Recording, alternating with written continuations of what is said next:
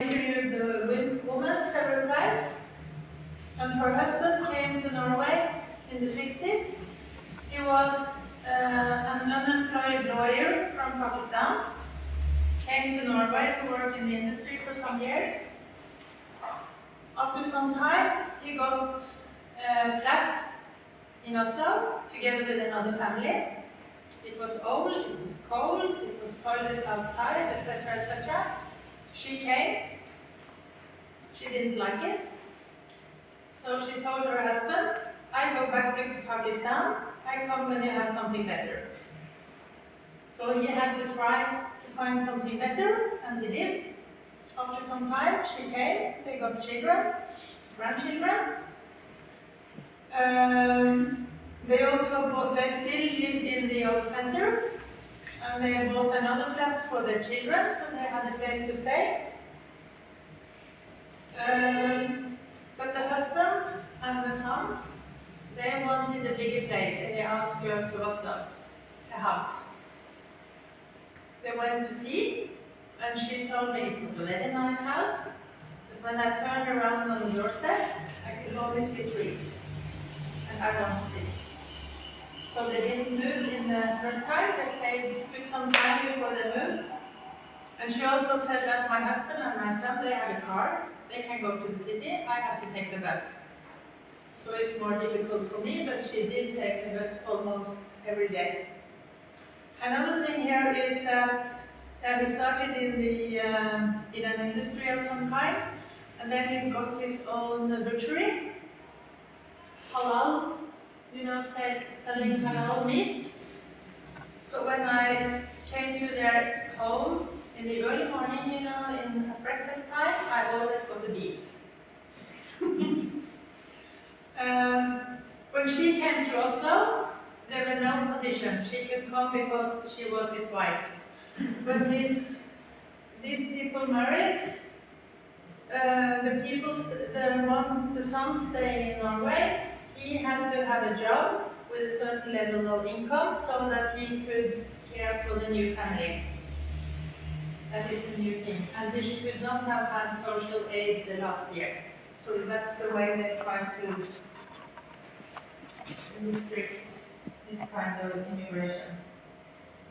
Today, the husband, he had a dream about going back to Pakistan. He always had that. So while they were in Oslo, they got this big house. He also built a big house in Pakistan. Not this one, but something like this. His dream was to go there. Her dream was to stay in Oslo with the children and grandchildren. The children they never wanted to go to Pakistan. They were Norwegians. So today, the husband is retired, mostly in Pakistan. She is going half a year in Norway, half a year in Pakistan. This shows in a way the housing career of this type of immigrants. They started out in something like this, outdoor toilets or something, small houses. They moved on to the suburbs, like something on the top. This looks quite nice, I think. But in the media, this can be called for ghetto, because there are so many immigrants living there. So the house is nice, they are homeowners, but it is called ghetto because of many immigrants. And then some people continue to build houses like this, as this family did. And the parents are following their dreams in different ways, and they also have dreams for the children to go to school and university, and the children often have the same dreams, luckily. And the old woman, she wanted some kind of social life in Oslo. So together with other people, they started a senior center for immigrants in the city center, so that they had a place to meet, and in a way that is in a way to adapt to the Norwegian system. because they are not used to that. And if you look at the city, how it has changed because of this immigration, you know, these first immigrants, they had grocery shops, they had restaurants, they drive all the taxis, etc. And they have now these very nice mosques. When they came, you know, the mosques were here in the cellars, so these old buildings or in old buildings in the backyards, etc. So now they have, this is the first one that they built with money from the state, because they have these organizations with savings and with money from the Middle East or Saudi Arabia. Today, they can continue to build mosques, but they are not allowed to get money from the Middle East, from the outside Norway anymore. Because with this money, it also follows obligations. Yeah. But this is a nice building. And then they have many other new built mosques, and this is not so nice, I think. But it's in a way, it shows that they have adapted to the Norwegian and Western architecture up here.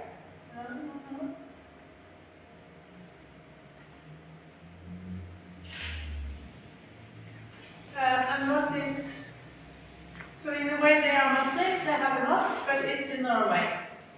And here you see this thing. This here is a chandelier, which is hanging there. And this is made by the most famous glass factory in Norway. So it shows that they are in Norway in a way, not importing their own things. While this down here is the other way around. All this area is owned by one of the biggest developers in Oslo. He wanted to tear down these buildings and build something big. It was not allowed. So instead he built this shopping center here, which is designed as a bazaar to keep the ambience in the area. And yeah, so that is also very interesting. But there are today, the tendency is that these areas are gentrified. So now in this area, just up here, the neighborhoods are organizing to keep out the, what do you call it, the chain, you know, the espresso bars, all the McDonald's, etc. And just to have the local coffee bars and such things. So that is quite nice. If you look at new immigration, in a way it's the same story, that they had to take the jobs they got and stay where they could. And they got some different jobs. They often work in construction industry. They work in the big shipping yards. In the shipping yards, they often live in barracks like this. They can be good or they can be bad. But yeah, but there are a lot of focus on that. Those working in construction industry, it is small firms, and if they don't have a dwelling of their own, it could be like this, which is really bad. And there are efforts to get rid of that, but that is difficult. So in a way, it's the same but different. Also because many of these people have qualified jobs.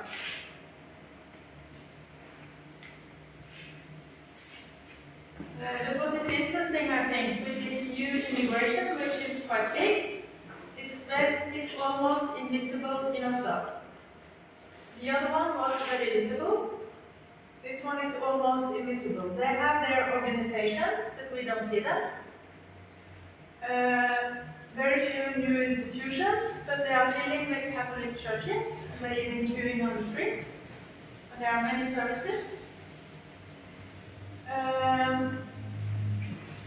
Yeah, and in Oslo, we have many international restaurants, but we have only one Polish restaurant and none from the Baltic countries. But this is just now, an advertisement of a tram for cheap calling to Poland, which means that the Poles is a big group. money to earn on them. So that is interesting. And it's also a nice picture, you know, with this looks like Santa Claus sitting there. With some immigrants behind there. And you know, for this is, you know, Norwegian knitting. On the red. But what is important is that all these different kinds of immigrants are keeping the urban society running. Without the immigrants, the Norwegian society would have been organized in very different ways. This is, of course, a visible thing. It's people from here establishing their small companies of craftsmen, carpenter or whatever. And these cars are all over the town, and they are working in our homes. But it's, apart from that, it's not very visible. This was only interesting for Mara and the folklorist. This is, you know, when you come to Norway, maybe you think that it would be easy to get fish, traditional fish in the restaurants. And you can have in the very expensive restaurants. In the other ones you have fish, but in modern fancy ways, not in the traditional ways. But I just experienced that some Pakistanis running traditional, ordinary restaurants serve traditional Norwegian food. They make fish the way my mother did. And here is serving traditional Christmas food. So that is quite interesting. Because if I get visitors, you know, you should go out and eat. They want some Norwegian food. It's very difficult to find.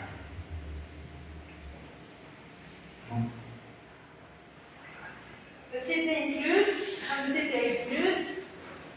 Here the city has tried to design the squares in ways that people can communicate over here. And here is also that people can celebrate in the city. This is the Somali National Day. But on the other hand, the city excludes.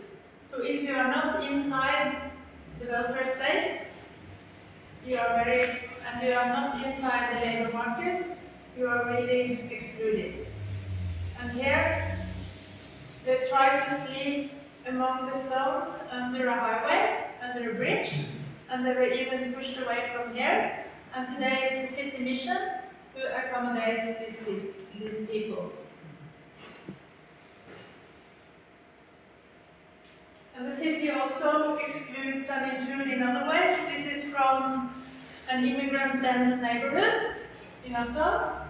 And in these neighborhoods, over the years, there are criminal gangs. Goes up and down. And this was from last winter. The gang was quite active in this area. And the police came, etc. And there are many reasons for why these young men, mostly men, you know, don't feel included and do something else. But at the same time as they were taken by the police, the neighborhood mobilized to saying that we want a safe neighborhood and we want to know what we can do to include these young men because they are our young people. And they also went to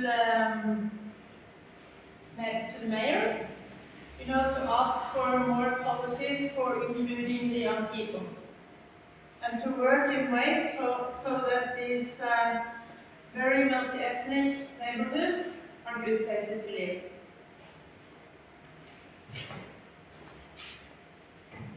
And then this is, I think, the most important picture, because this is, in a way, the outcome of all the different policies we have and the different ways we integrate and communicate, navigate each other. So, the parents or generation, you know, the first generation of immigrants, there were only a few who stood out in the public raising their voice, and we knew them all. Today, there are these young people and many more raising their voice in the public about many different things, and they are really, I think, in a way, the future. And I would say a few words about them. First one up there, Walter.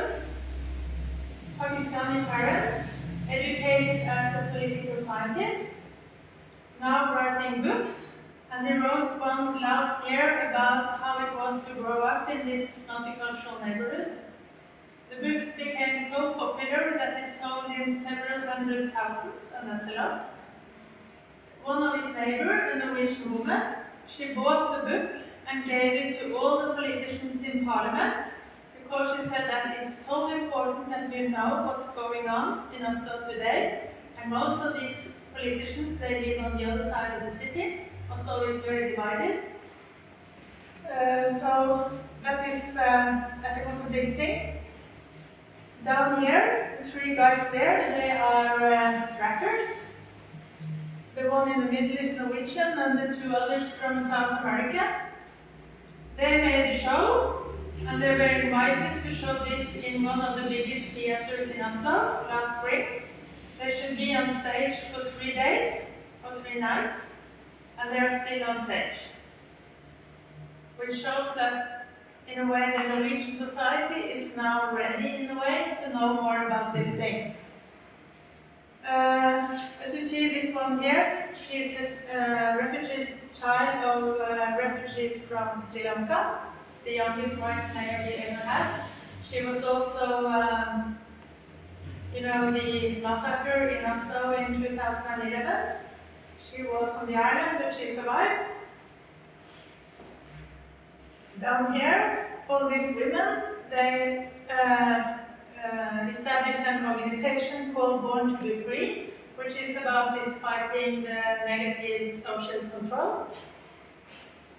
This one is a stand-up comedian. This one is an author and lesbian Somali, which means that she has very difficulties with the Somali community. This one, Pakistani background, film producer. She was sent to Pakistan by her parents to become more Pakistani, to learn the culture. When she came back to Norway, she moved away from her family at once and to a Norwegian institution for children. And these here are young people, mostly writers. This one is also Pakistani background and politicians and in parliament. And I'm wondering if he also is in the government. I'm not quite sure. He was, a young criminal when he was young. He studied law and is now really a bridge builder between all kinds of communities. This one, a doctor. Many people think he's quite conservative, but he's a very important bridge builder between Muslims and the Norwegian society. Vice President in the Democratic Party. And this one, a young Somali, writing poetry and debater and really going against everything. And this one, Polish refugee, she is the only immigrant here. I included her since there are no other people from Poland or from the Baltic countries standing out in public. She's the only one. And she's controversial in all ways. What is important here is that being a woman, being young, being Muslim, means that these people are harassed all the time. On the internet, they get death threats, they get messages that they should be raped, etc., all the time. This one was going to talk on the 8th of March, the Women's Liberation Day. She got so many threats that she said that I don't dare. But then she got so much support from other people, so she spoke. She decided to speak, and it went well. So really, I think this is, at least to me, I think this is important because it shows that even if it's difficult, there are possibilities and there is room. And they get positions. I don't know if you are This is a poem by this Somali girl. I don't know if you want a short translation or if I shall skip it. Yeah, I can take just a little here. Up there she says, I breathe life into bricks. I do what I want, I say what I want, as much as I want, without paying attention to those who feel uncomfortable, because I take so much room. I sit like a man, I don't care about them, who think this is uncomfortable. I sing, dance, and I paint myself for the life's party. I don't care about them who... Vet du hva det sier? This? No, you know, those who feel badly because she wears a hijab. And many people think that if you're Somali and wear a hijab, you should be like this. So he said because people who don't feel well because of the free will of a hijab. And then I take the last one. I show no virtue. I'm the biggest whore. I breathe life into bricks, and my strength is to get it to crumble. And these are poetry, and she says it's much easier for me to write this because then I can express myself, and not all the on the dark internet they don't always read poetry. Lessons learned. I think that the inclusionary system we have, the education system with free education, including the university, I think that has made it possible for these young people to take education and to make a career in their own way. And also included this that, even though all people might not think it's so easy, all the time we hear that we have equal opportunities. And these kids also hear that they have equal opportunities. So I think that has given these young people enough self-confidence to participate in their own way to the benefit of all. And for example, when I interviewed school children of different backgrounds many years ago, they said that when I grow up, I will become like Norwegians who talk and discuss with their children and who allow their children to do this and that, etc. So in a way they adapt to society. And on the urban level, I think the city as an actor, what we have seen the city of Oslo has taken on an active role in addition to just implementing state policy. They are asking what kind of city do we want to be? And what must we do to be that city? And in many ways, because there are so many immigrants in Oslo, and because we have the longest history in Norway with immigration, the city has become a lab for local and national integration policy.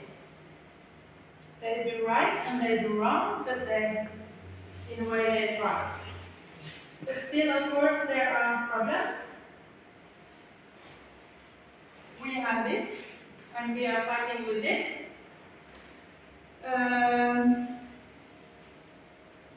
we have, when it comes to housing in Norway, immigrants are included very much in the housing market in the way that they become homeowners.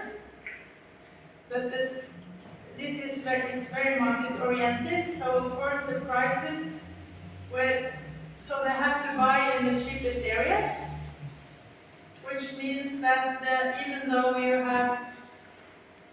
they are integrated in the housing market, the city is segregated. And then we have segregated schools, because in Norway children go to the closest school.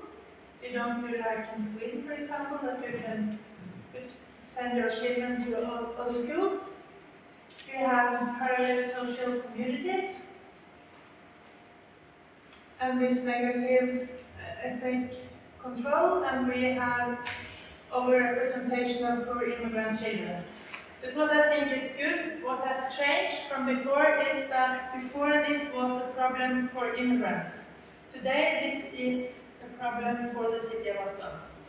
It's on the agenda for the city, it's on the agenda for the state, so it's no longer only it's their problem. It's no longer, that is not really true, but when it's, you know, if you have a segregated neighborhood, you can say, why don't you move? But now it's, you know, it's starting to become more recognized that it's not so easy to move from there to there. You need some millions of kroners to do that. But that is now being more recognized, and because of this, there are also now more focus on that we need another housing policy, which I think is good, or more alternatives in the housing policy. Thank you.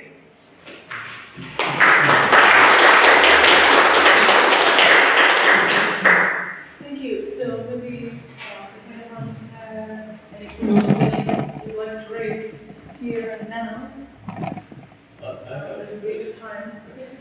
About the political view of all this, Yeah. you didn't touch anything about politics. I mean, you have a party that is not so friendly to immigrants. Say something about that.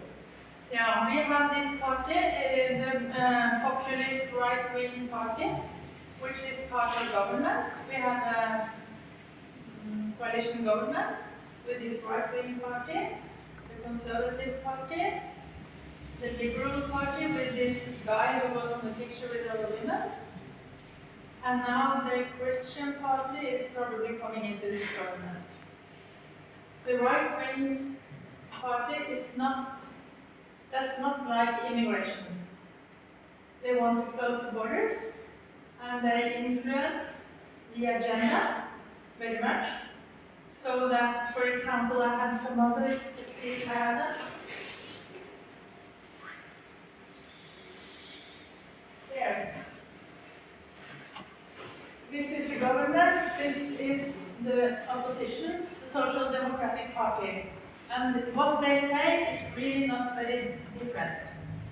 So, the government with this right-wing party want to reduce the number of asylum seekers, and they say without need for protection, because then they say some of these are just coming because they want a better life. And they want quick returns of foreigners without a right to stay. And while the Social Democratic Party say we want a restrictive, just and human immigration policy, but restrictive and just is very much like, well, there are really not much differences, but they frame it in different ways. So they have moved, the right-wing party have moved the whole agenda towards the right, I would say. But also we had, you know, when we had this first labor immigration with Pakistanis, etc., the trade unions were against. They worked against this immigration because they said it would destroy the labor market with wages going down, etc. And in a way they are right. That has happened. That has happened. So, yeah, they are influencing, they are moving it to the right, and for example now they are changing the citizenship policy. Until now, Norway has said that you can only have one citizenship. So if you ask for the Norwegian, you have to Give the leave the other one. Today, they are opening for two. Many immigrants would like that, because they would like to keep both. But I think the reason for this is that if you have two citizenships, then it's the possibility to deport you. With only one, we have no possibilities for deportation, because you need to send them somewhere. And this one with quick returns of foreigners today, and that is influenced by this party. The police have a goal that they should return, a certain number of people each year out of the country, and that is criminals and asylum seekers without who are denied to stay in Norway. And of course, this is difficult. So sometimes, because it's important for the police to fulfill this goal, then they go for example, families with many children. Because then there's 10 persons in one, instead of finding 10 criminals, for example. So, this is difficult. But they don't want to collaborate with the Swedish Democrats. They don't? No. Some of them want, but not the actual party. The short one. Who is actually excluded? Can you spot a special group that in Sweden, for example, it's the Romans that are beggars in the streets? They are excluded.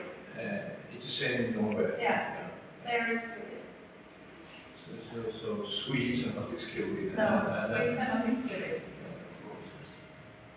Yeah. And the problems on the very last 5 years ago with segregated schools, and here you have a strategy, integration through education, a new strategy. So could you tell maybe a little bit about are there any specific steps envisaged in this new integration through education strategy? First, we have segregated schools, but we also have